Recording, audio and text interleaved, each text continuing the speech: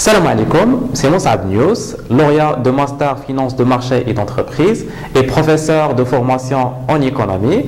C'est une nouvelle série de vidéos dont nous allons traiter le programme de la microéconomie S1 et le programme de la microéconomie S2. Donc nous allons commencer par le programme de la microéconomie S1. Donc généralement c'est une matière technique, donc nous allons travailler juste un rappel de cours dans la première vidéo, et puis par la suite dans les prochaines vidéos nous allons travailler sur des exercices corrigés, des exercices type d'examen Inch'Allah. Pour le rappel de cours de la microéconomie S1, généralement on va commencer par une définition de la microéconomie, étant donné que la microéconomie fait partie de la science économique et la microéconomie étudie le comportement des agents économiques. Alors les agents économiques, il y a les consommateurs et les producteurs, mais pris individuellement. Donc on va étudier le comportement de chaque agent économique pris individuellement. Donc on va faire une étude ou une analyse de comportement de consommateurs et analyse de comportement de producteurs pris individuellement. Et puis dans la définition, on va étudier, donc la microéconomie, étudier la relation qui peut exister entre eux au niveau du marché. Donc généralement, à partir de la définition, on peut relever que le programme de la microéconomie, il est réparti entre S1 et S2.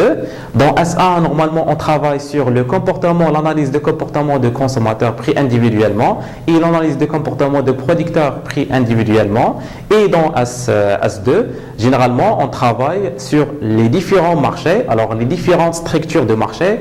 On fait une analyse des marchés selon les différentes structures de marché. Généralement, la concurrence pure parfaite, le monopole, les marchés oligopolistiques, etc.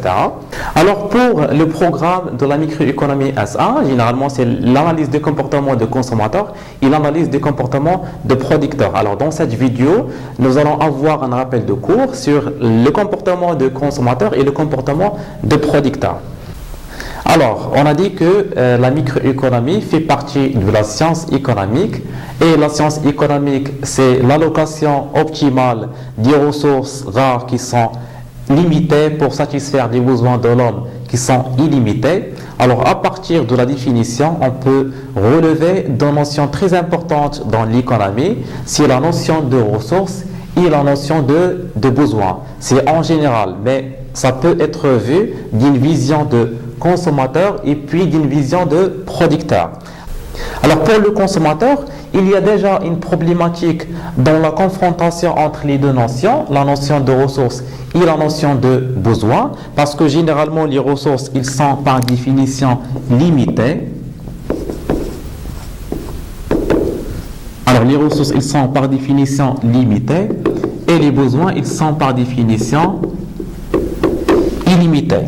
Et ici, il y a une confrontation. Alors, confrontation entre ressources et besoins. Alors, la confrontation fait l'objet d'une problématique. Alors, il y a une problématique.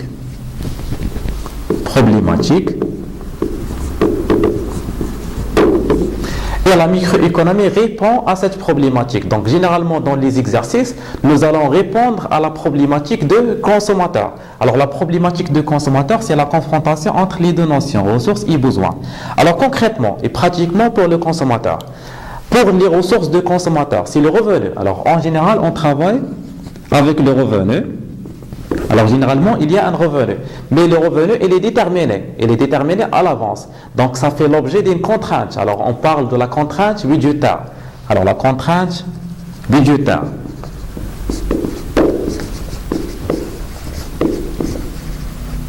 La contrainte budgétaire. En contrepartie pour les besoins. Généralement, les besoins de consommateurs, on parle des préférences. Alors, des préférences de consommateurs. Les préférences de consommateurs, ils sont généralement exprimées par une fonction d'utilité. Alors, ici, il y a les préférences de consommateurs. Les préférences de consommateurs. Alors, les préférences de consommateurs, ils sont exprimées par une fonction d'utilité. Par une fonction d'utilité. Alors, ils sont exprimés par une fonction d'utilité. Alors ici, généralement, la problématique, c'est l'objectif, alors la problématique, c'est l'objectif de consommateur. Généralement, l'objectif de consommateur, c'est le fait de maximiser son utilité, c'est le fait de maximiser sa satisfaction totale. Alors, généralement, on cherche la maximisation de la problématique, c'est la maximisation d'utilité. La maximisation d'utilité.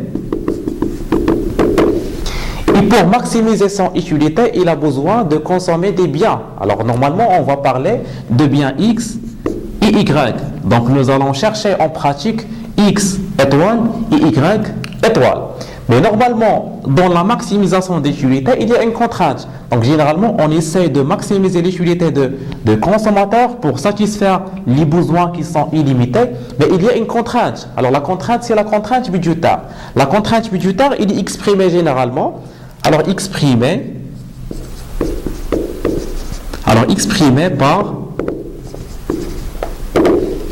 R est égal par une formule. Alors nous allons avoir des formules. Alors elle est exprimée par R est égal X fois P de X. Donc généralement c'est R est égal à la dépense. Et la dépense c'est quoi? C'est X, la quantité consommée de X fois le prix de X, plus Y, la quantité de Y, fois le prix de Y. Alors fois le prix de Y. Généralement X c'est la quantité. C'est la quantité de biens X. P de X c'est le prix. Alors prix de X. Y c'est la quantité de biens consommés de Y. Et P de Y c'est le prix de Y. Généralement, pour la fonction d'utilité, c'est une formule. Alors, pour la fonction d'utilité, généralement, la fonction d'utilité est exprimée par U. Alors, U en fonction de X. Alors, U, c'est quoi? C'est le niveau d'utilité, c'est le niveau de satisfaction. Le niveau de satisfaction de consommateur, il est déterminé par la quantité consommée des deux biens, X et Y. Donc, U, alors, est en fonction de X et Y. Alors, est égal à une fonction. Alors, généralement, d'après l'étude qu'on fait sur terrain, généralement, on relève une fonction d'utilité. Alors, ça dépend de l'exemple. Et nous allons voir ça dans les exercices, dans les vidéos prochaines. Alors, généralement, un exemple. Alors, la fonction d'utilité, c'est X de X à la puissance 1 sur 2 fois Y à la puissance 1 sur 3. Alors, c'est une fonction d'utilité qui exprime les préférences de consommateur. Alors, pour répondre à la problématique de consommateur, qui est la maximisation d'utilité, généralement, on travaille par le TMS. Alors, pratiquement dans les exercices, on travaille par le TMS. Alors, c'est quoi le TMS? C'est le taux marginal de substitution. Alors, le taux marginal de substitution. Mais le taux marginal de substitution, généralement, on fait le taux marginal de substitution à l'optimum. Donc, généralement, à l'optimum, alors la condition d'optimum, alors à l'optimum, alors c'est bon, j'efface. À l'optimum, alors on dit à l'optimum, alors la démarche de TMS, alors généralement on travaille par deux lignes, par deux équations. Alors il y a la première formule, c'est le niveau d'utilité, alors c'est le rapport des utilités marginales. Alors l'utilité marginale de X, c'est bon, j'efface.